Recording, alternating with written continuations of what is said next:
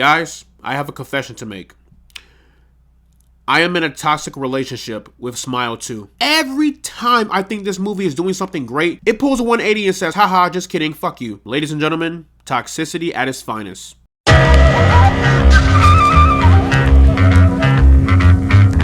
So, Smile 2 is the sequel to the insane 2022 box office hit, Smile. The film is once again directed by Parker Finn, and it stars Naomi Scott, Lucas Gage, Peter Jacobson, and Rosemary DeWitt. About to embark on a new world tour, global pop sensation Sky Riley begins to experience increasingly terrifying and inexplicable events. Overwhelmed by the escalating horrors and pressures of fame, she must face her dark past to regain control of her life before it spirals out of control. Back in 2022, when I saw the very first trailer for the first Smile movie, I thought this was going to unintentionally be one of the most hilarious horror movies of all time. And after walking out of that movie, I can confidently say that I was wrong. Smile was the first horror movie I saw in a while that actually left me kind of disturbed. But the first Smile had a lot of great things going on for it, and I really wanted a sequel. So fast forward to 2024, and here we are with Smile 2, and I gotta tell you, I was quite thoroughly entertained.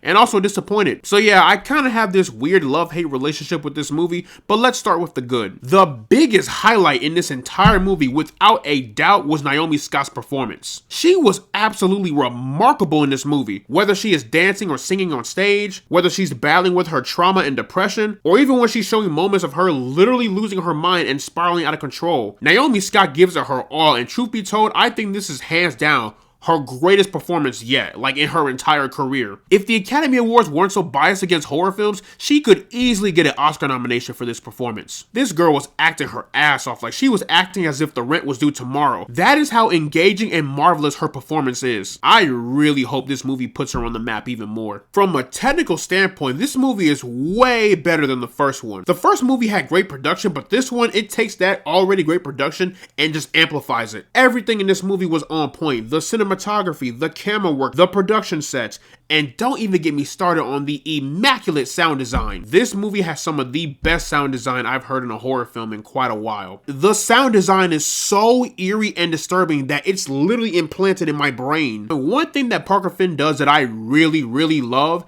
is when he turns the camera upside down and the entire world is flipped upside down, which shows two things. A, how twisted and evil and unforgiving this world is, and B, how our main protagonist is literally starting to spiral out of control. And I just want to point out, there are a lot of multiple one-shot sequences in this movie, and I absolutely love that. The opening scene is all done in one shot, if I'm not mistaken, but boy, I gotta tell you, it's so good. Any movie that has at least one-shot sequence, you get a couple brownie points in my book. And dare I say, and hear me out on this, y'all, the movie actually has pretty good jump scares. It happens in places where you least expect it, and I think those are the best kind of jump scares. But the great intensity in this movie helped amplify the jump scares and make them more effective. And with all of the great things of this movie, we gotta address the bad. The story in this movie, it's kind of the same as the first one. Think about it. Main character witnesses a death. She starts seeing things that aren't there. She starts spiraling out of control. Then at one point she thinks she's fully in control. Then, oh, plot twist, she's not in control. And if you've seen the first movie, you know how that movie ends. So even though this movie takes the exact same formula as the first film,